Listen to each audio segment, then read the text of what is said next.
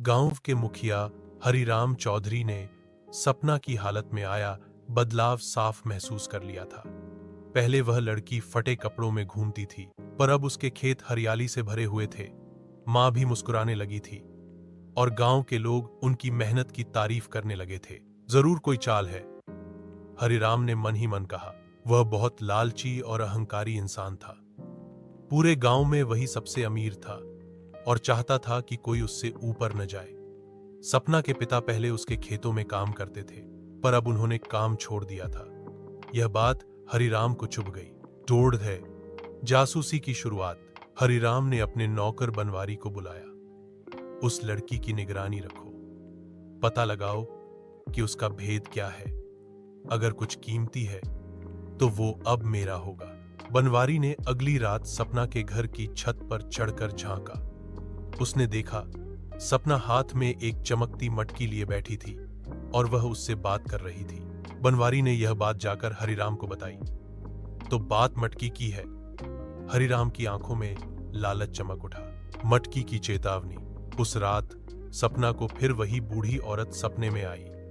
सपना, उसने गंभीर आवाज में कहा, अब तुम्हारी परीक्षा शुरू होने वाली है। मटकी की शक्ति से दुनिया को मदद मिलेगी, पर अगर लालच करने वालों के हाथ लगी तो सब कुछ नष्ट हो जाएगा। याद रखो, सच्चे दिल से की गई सेवा ही मटकी की शक्ति को कायम रखती है। सपना घबरा कर उठी। वह समझ गई थी खतरा करीब है। दीना, सपना का फैसला। अगले दिन सपना ने मां को सब बता दिया। मटकी, उसके जादू और रात वाला सपना भी। मां चिंतित हो गई। बेटी, ये सब अब गांव वालों की नजरों में आ चुका है। हमें बहुत संभल कर रहना होगा। सपना ने एक कोना खोदा और मटकी को मिट्टी में छिपा दिया।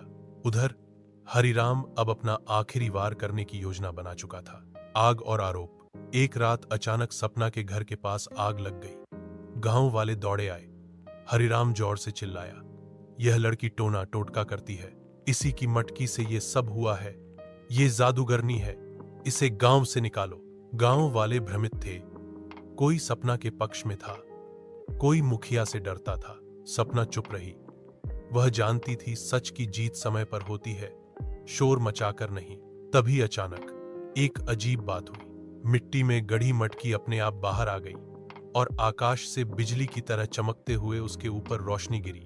एक दिव्य आवाज गूंजी, जो सेवा करेगा वही मटकी का वारिस होगा। जो लालच करेगा वह सब खोएगा। हरिराम कांप गया और वहीं बेहोश हो गया।